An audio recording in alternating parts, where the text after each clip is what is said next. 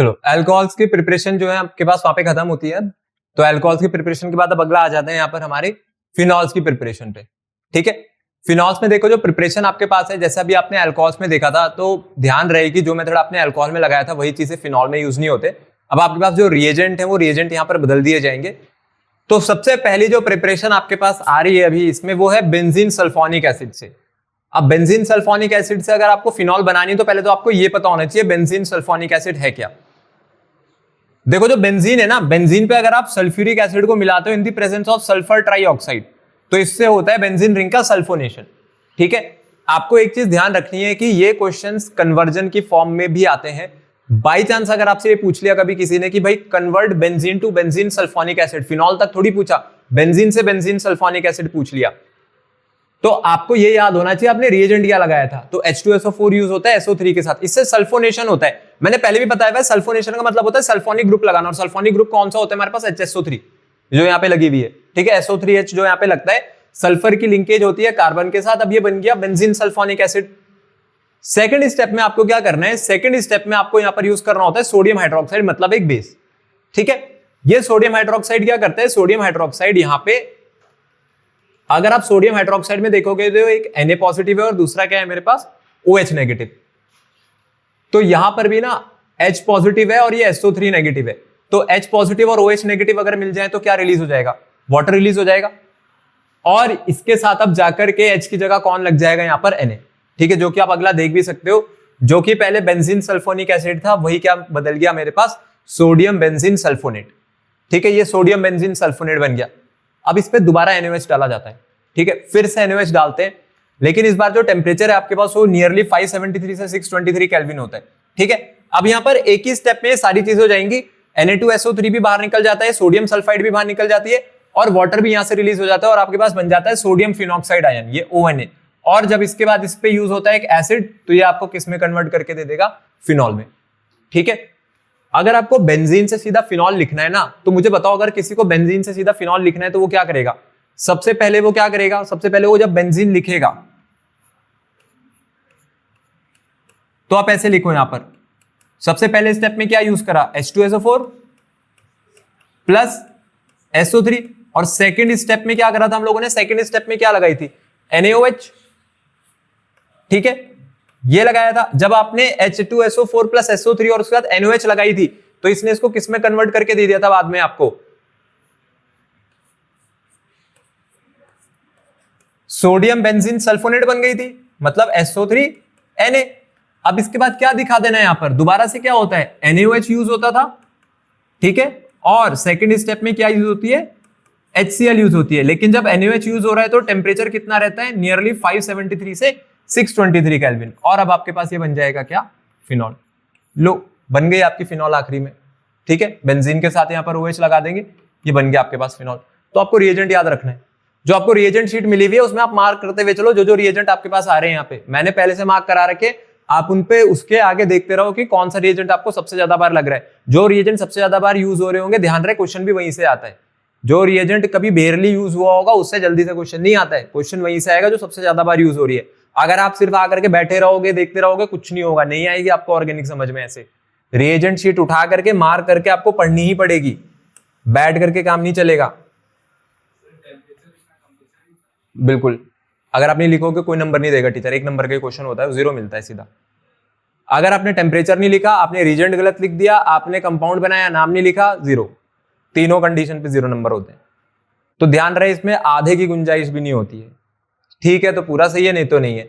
Teachers इसीलिए जो है वो ऑर्गेनिक में इस बात को लेके चलते हैं कि भाई हमें बुक जैसा चाहिए, बिल्कुल कि जो बुक में मेंशन हो रखा है वही चीज हो।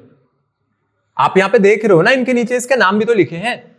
अब ये क्या है, ये बुक में क्योंकि ऐसा लिखा हुआ है, अगर ये बुक में ऐसा लिखा हुआ है तो आपकी कॉपी में भी ऐसा ही चाहिए। ये थोड़ी कि आप वहां पर बेंजीन रिंग से चलो फिनॉल तक किसी बच्चे ने पूरा बना दिया पर नीचे नाम नहीं लिखा, तो टीचर वहां भी नंबर काट लेगा। क्यों, क्योंकि आपने नाम नहीं लिखे हुए।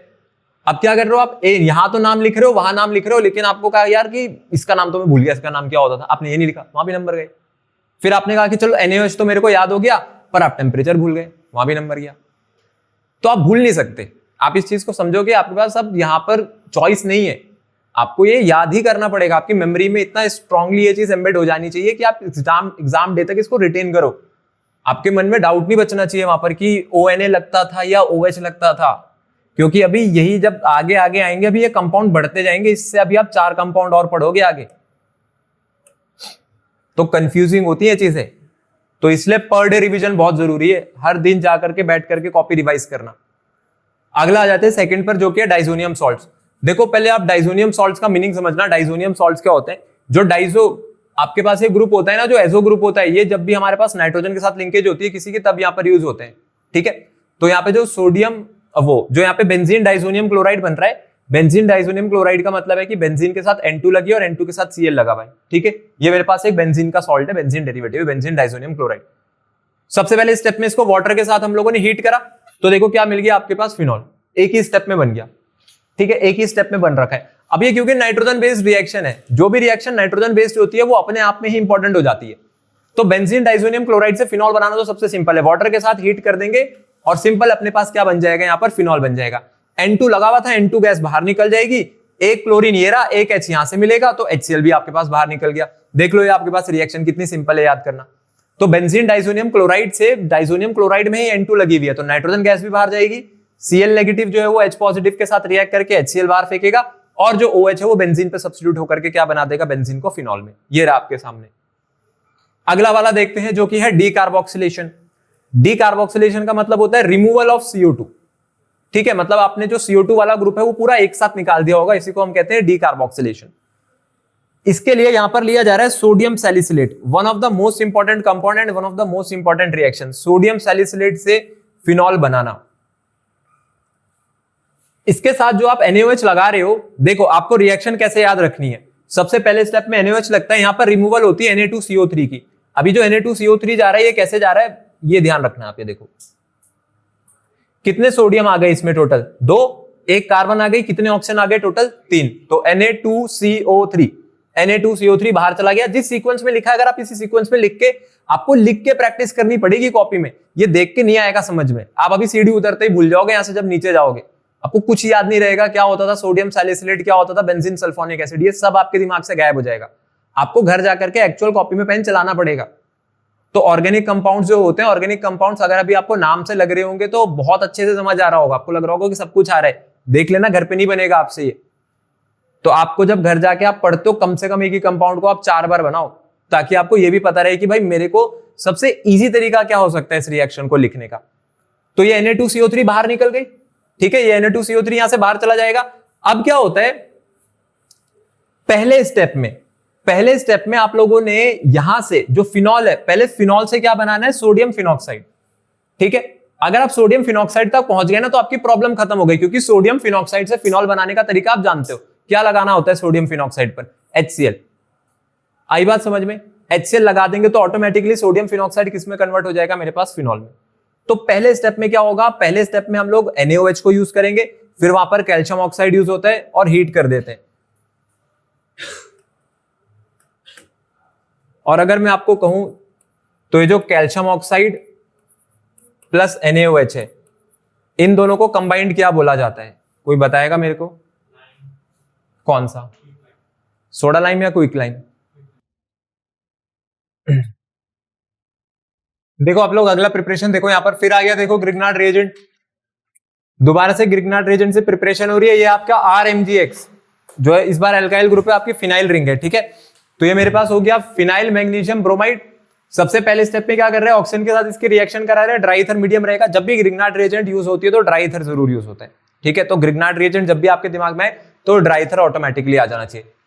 तो आपको ऑक्सीडेशन जब करना है तो इसके आगे ना O लगा देना है बस। ये OMGBr जो आप देख रहे हो, ये मेरे पास फिनाइल ऑक्सी मैग्नीशियम ब्रोमाइड जो बन रहा है। अब सेकंड स्टेप में ना इसका एसिडिक हाइड्रोलिसिस कर देना, ठीक है। ये क्या हो रहा है मेरे पास, ये एसिडिक हाइड्रोलिसिस हो रहा है। जब भी हम लोग वाटर को यूज करते हैं तो वाटर का जो एक्शन है ना, मतलब जो वाटर के साथ जो रिएक्शन होती है, इसको हाइड्रोलिसिस बोला जाता है, ठीक है।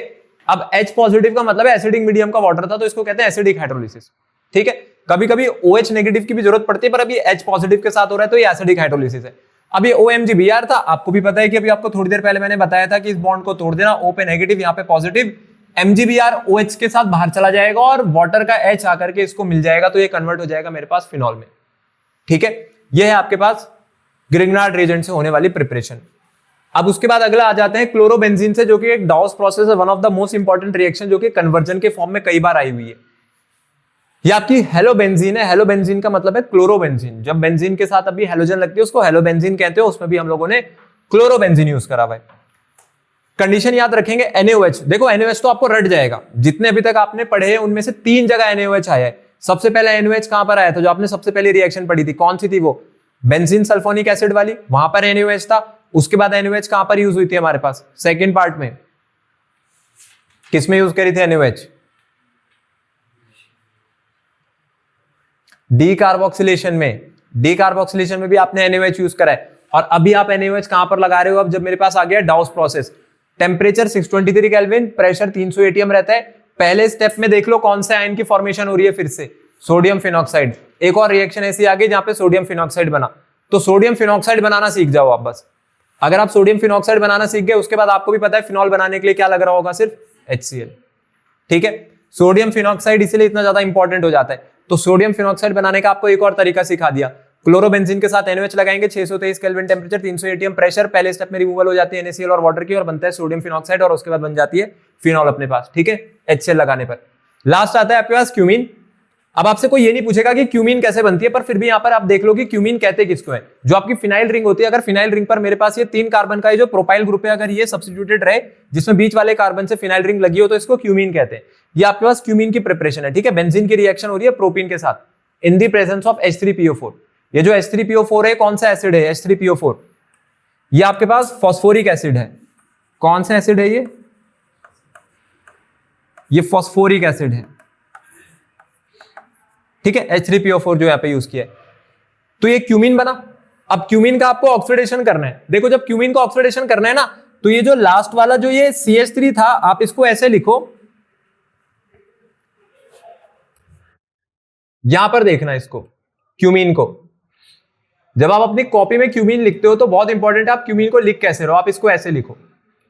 ठीक है, यहां पे इन्होंने स्ट्रेट बनाया हुआ, आप ऐसे बनाओ। ये हो गया अपना क्यूमीन। क्यूमीन पर किसकी रिएक्शन हो रही है, शुरू में ऑक्सीडेशन हो रहा है इसका, O2 के साथ रिएक्ट करा रहे। तो कार्बन और जो हाइड्रोजन है ना, इसको ध्यान रखना कि आपको कार्बन और हाइड्रोजन के बीच में ना 2 ऑक्सीजन फिट करनी है। अगर कार्बन और हाइड्रोजन के बीच में 2 ऑक्सीजन फिट करोगे तो वो कैसा दिखेगा, कुछ ऐसा जैसे कि यहां पर बना हुआ है।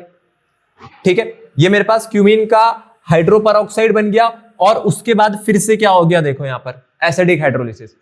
अब आप फिर से एसिडिक हाइड्रोलिसिस करा दो, OH डायरेक्टली लग जाएगा फिनॉल पे, तो फिनॉल बन गई। और अगर आप देखोगे तो ये क्या है, CH3CO CH3, CH3CO CH3 वहां से चला गया, मतलब कीटोन भी बन गया। ये जो OH है ना, इस OH को तो कहां जोड़ देना है आपको, इस फिनाइल रिंग में। ठीक है, और CH3CO CH3 बस ये डबल बॉन्ड के साथ रहेगा। CH3CO CH3 क्या होता है मेरे पास, प्रोपेनॉल। वो आपकी प्रोपेनॉल बाहर निकल गई है और ये फिनॉल बन गया है एसिडिक हाइड्रोलिसिस कराने पर। ये थी आपके पास फिनॉल की लास्ट प्रिपरेशन। ठीक है, कमर्शियल जो होता है, कमर्शियल प्रिपरेशन का मीनिंग आप जानते हो, कमर्शियल प्रिपरेशन क्या होती है। कमर्शियल प्रिपरेशन का मतलब होता है लार्ज स्केल पे बनाना होता है। अगर आप इंडस्ट्रीज में बनाओगे तो फिर ये मेथड यूज होती है वहां पे। बाकी इससे पहले वाली जो थी वो लेबोरेटरी प्रिपरेशन थी, मतलब आप अपने लिए जब यूज करोगे तब आप लेबोरेटरी प्रिपरेशन यूज करोगे, लैब में जब करोगे। बाकी ये है मेरे पास फिनॉल की इंडस्ट्रियल प्रिपरेशन या कमर्शियल प्रिपरेशन। तो यहां पर आपके पास प्रिपरेशन वाला पार्ट होता है खत्म। अब हम अगली क्लास में पढ़ेंगे इसकी फिजिकल प्रॉपर्टीज के बारे में, अल्कोहल और फिनॉल दोनों की, और उसके बाद आ जाएगा आपके पास केमिकल प्रॉपर्टीज वाला पार्ट।